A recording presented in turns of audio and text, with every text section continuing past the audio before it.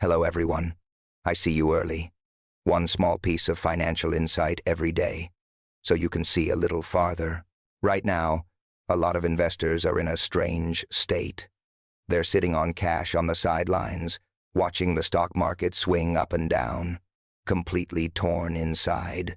They're scared to buy at the mountaintop, but they're also scared of staying out and missing the only wealth train of their lifetime. And while the noise and hesitation keep getting louder, a famous bull on Wall Street has thrown a jolt into the crowd, an opinion that really forces you to stop and think. He told us that even if we've just lived through turmoil, even if there's still haze in front of us, we are actually in the early stage of a brand new bull market. And this bull market is not just a brief flash. In his view, it will be a 10-year supercycle, and the finish line could be as far away as 2035. The person making this bold call is Tom Lee, co-founder of Fundstrat. If you follow the U.S. stock market, you've almost certainly heard his name. Some people even call him a dead bull, because he's almost always leaning bullish. But if you really dig into his analytical framework, you'll realize it isn't blind optimism. It's built on a kind of cold, data-driven rationality. Before we officially take apart his logic, I want to align the timeline with you, because this matters a lot. The 10-year supercycle to 2035 forecast I'm talking about came from an interview originally published on the 29th of August 2025. At that time, the S&P 500 was around 6,489. Now it's mid-December 2025, just a little over 3 months later, and the S&P 500 is already hovering around 6,800. In just a few hundred points, the market has given an early confirmation of his bullish direction. But please understand, I pulled up this report today and read it carefully, and this is absolutely not telling you to look at 6,800 and blindly go all in with your entire portfolio. This is not telling you to chase green candles and panic sell red ones.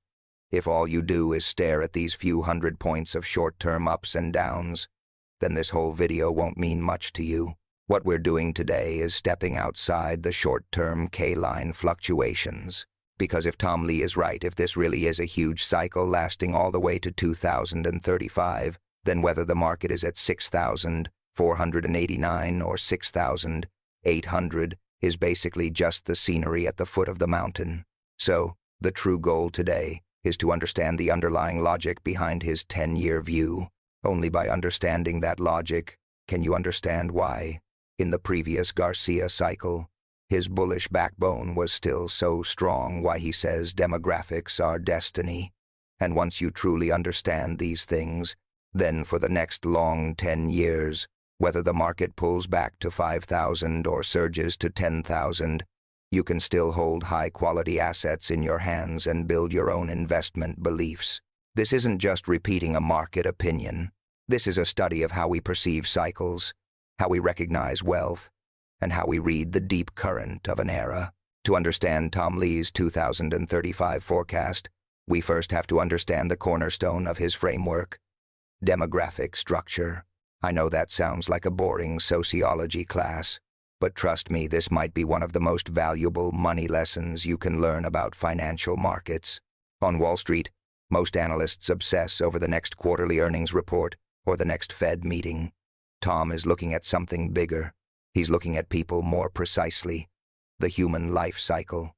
He has a famous line: almost every long bull run since 1890 can be explained by demographics. The logic is actually very simple, so simple it almost feels obvious. Think about it. At what age does an ordinary person contribute the most to the economy? It's definitely not when you're 20 and just graduated, renting a place, paying off student loans, and basically living with empty pockets. It's also not when you're 70 and already retired, trying to save and defend what you have. The real golden consumption period and the golden investment period is usually between ages 35 and 50. At that stage, you're most likely buying a house, buying a car, having a baby. You're not just spending for yourself, you're spending for a family. Your income is often hitting the peak of your career.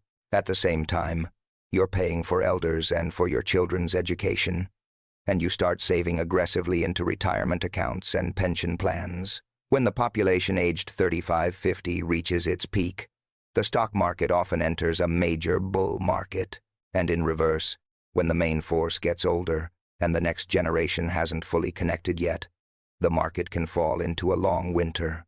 Let's rewind to the end of the last century and test this theory. 1999 was like a celebration of the baby boomer dynasty. If you lived through U.S. stocks in 1999, you remember the almost crazy optimism. That was the peak of the dot-com bubble. The S&P 500 and the Nasdaq kept smashing new highs.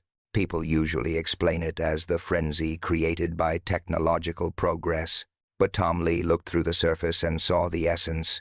It was the American baby boomer generation hitting the highlight of life. This group, born after World War II, was the largest population cohort in U.S. history, and it became an incredibly wealthy generation. By 1999, they were right in their 42nd to early 50s. They held the core wealth of society. Their desire to consume was extremely strong, and they poured a steady stream of wages into the stock market. That was the moment when the demographic dividend exploded most violently, and it helped push the market toward its historic peak at the time. Then came 2000 to 2013, the quiet rise of Generation X, and what people call the lost decade. After 2000, U.S. stocks went through more than 10 years of shocks and downturns.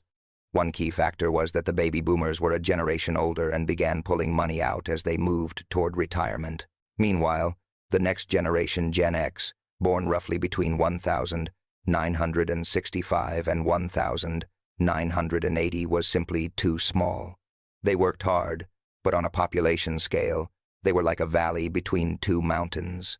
They weren't enough to fill the huge funding and investment gap left behind by the boomers. It wasn't until around 2018, when Gen X had fully entered their wealth peak, that the market saw a decent wave of performance again, but it still lacked that explosive, destructive power of a full demographic surge. So where are we now? Tom Lee says we're standing at the doorway of a new era, because a generation even larger than the baby boomers has finally grown up. The millennials, the Qianxi generation. For years, the media slapped labels on them: the beat generation, the moonlight people who only know how to buy expensive avocados, a generation that can't even afford toast. But the data doesn't lie, and stereotypes are being shattered by reality. Now, the oldest millennials are already in their early 42nd, and the youngest are nearly 30. Those former kids are getting married and having children, buying houses, and entering the golden age of investing through 401 accounts. According to demographic models, millennials as a whole will reach their absolute peak in career income, spending power, and wealth accumulation around 2035. And that means that in the next 10 years, the U.S. economy could enter a major golden age, a surge in the labor force, not just in supply, but in terrifying buying power. Imagine tens of millions of young people with massive mortgage needs, upgraded consumption demand, and the need to allocate money for retirement. Demand for stocks could explode over the next decade. This is what you could call a structural SF Express tailwind. And this bull market has another super fuel that didn't exist at this scale a generation ago: wealth inheritance. We are about to witness the largest wealth transfer in human history. It's estimated that over the next 20 years, roughly $84 trillion of wealth accumulated by the baby boomer generation will be inherited and shift toward millennials and Gen Z. That introduces a crucial variable. Where does young people's money go? Older generations might prefer bonds, bank deposits, or gold.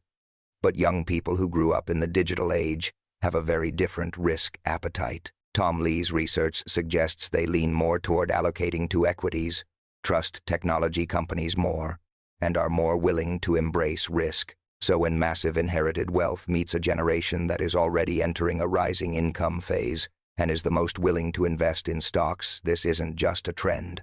It's a hurricane. Tom Lee believes this demographic dividend is an unstoppable torrent of history, stronger than any short-term rate hike, stronger than any short-term geopolitical conflict. And history also tells us that the top of a bull market often coincides with the peak of a generation. If the millennial peak is in 2035, then the end of this bull market is also highly likely to be around 2035. This is not a story about a few months.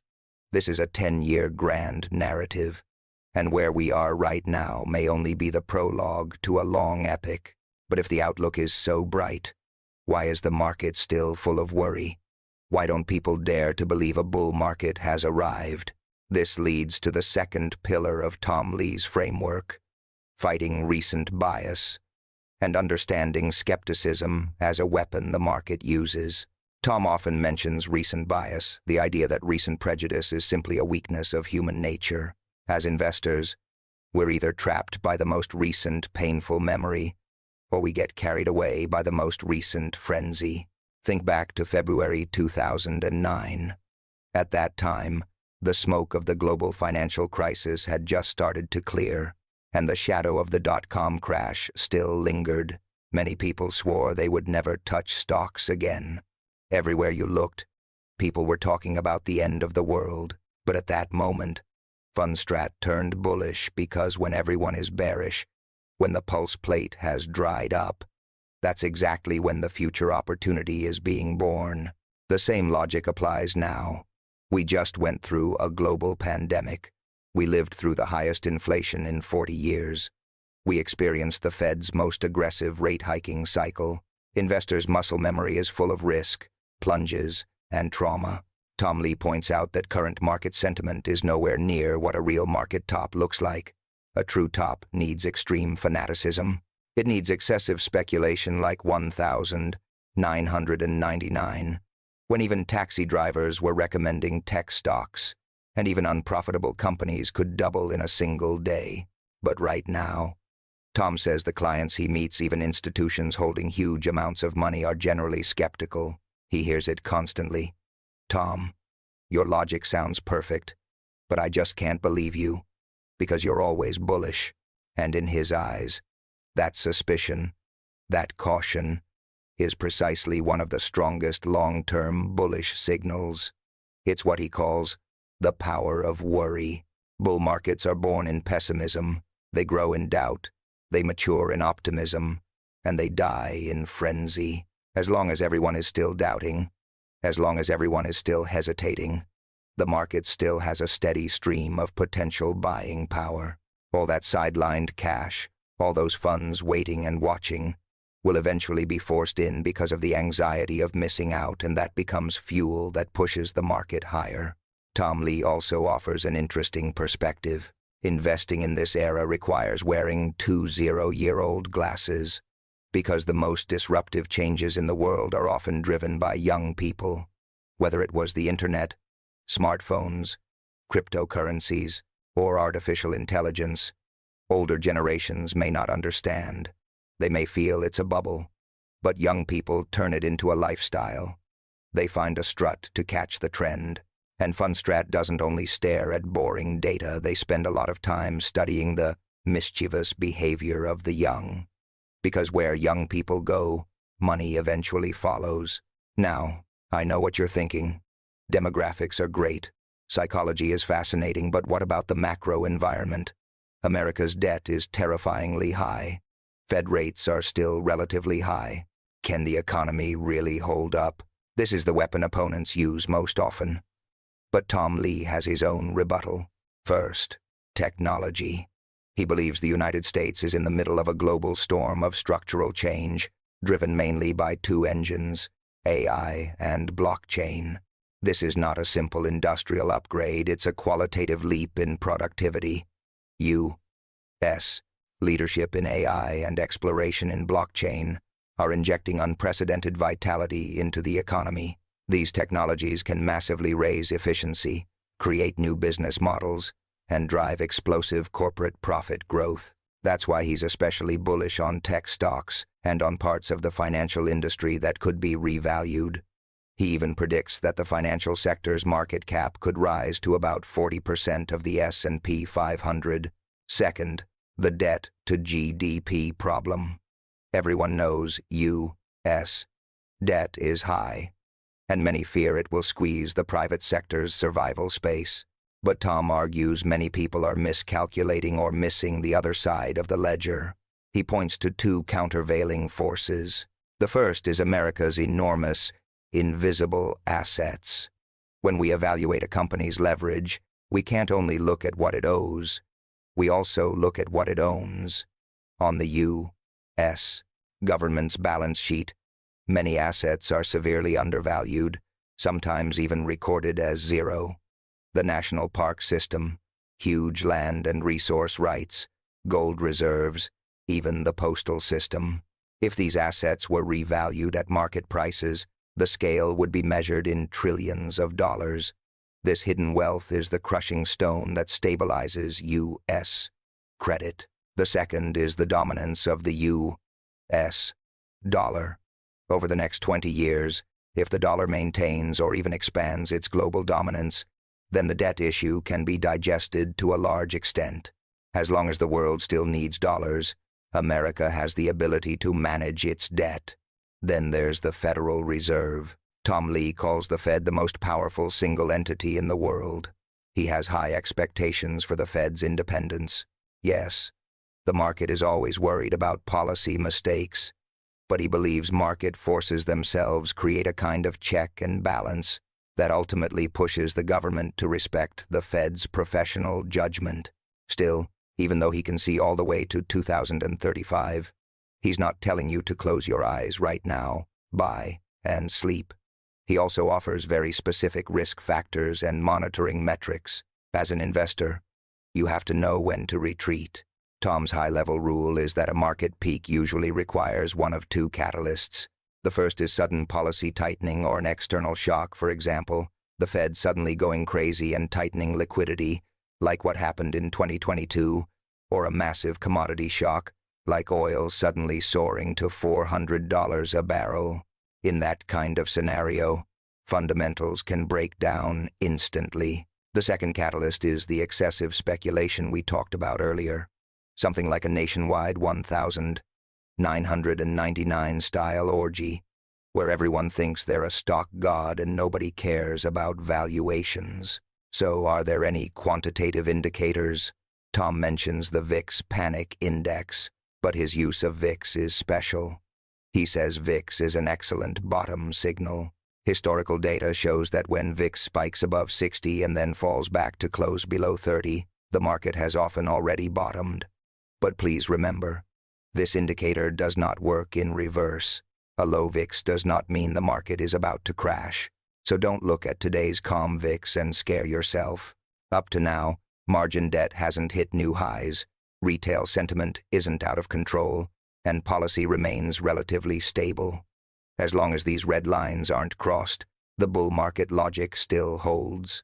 At the end, I want to share one personal reflection from Tom Lee, because it might be the most valuable part of today. As a strategist, Tom says the proudest moments of his career weren't about predicting the rise or fall of any single stock. It was about keeping people in the market. When the pandemic melted everything down in 2020, when the market pulled back and washed people out in April this year, when everyone panicked and wanted to clear their positions and run, he told everyone not to move, just hold. Because, in investing, the biggest tragedy isn't that your stock drops 20%. The biggest tragedy is that you cut the meat and leave the market when you're down 20%. And then you watch the market rebound to new highs while all you're left holding is a pile of cash that keeps losing value. And once you step out in panic, the psychological hurdle to get back in becomes extremely high. His core advice is actually very simple. Don't think of yourself as someone who just buys a stock. Think of yourself as someone who buys a company. When you buy a great company, you know it's changing the world. You know it has strong cash flow. Then tariffs are fine. Inflation is fine. Even Fed, gassy, And all the macro noise, none of it can shake your conviction. That's why he can look as far as 2035. It's not just a prediction of numbers. It's a deep belief in human development, in technological progress, and in the ability of high-quality assets to travel through cycles. Of course, the next 10 years won't be a straight line. We will go through pullbacks. We will experience panic. There will be countless nights that make you want to give up. But if the picture Tom Lee is painting is correct, if you can put on long-term glasses, if you can understand the rolling demographic torrent, then you might discover that right now really could be a great place to begin. Investing is a practice. May we all meet at the top of the mountain in 2035.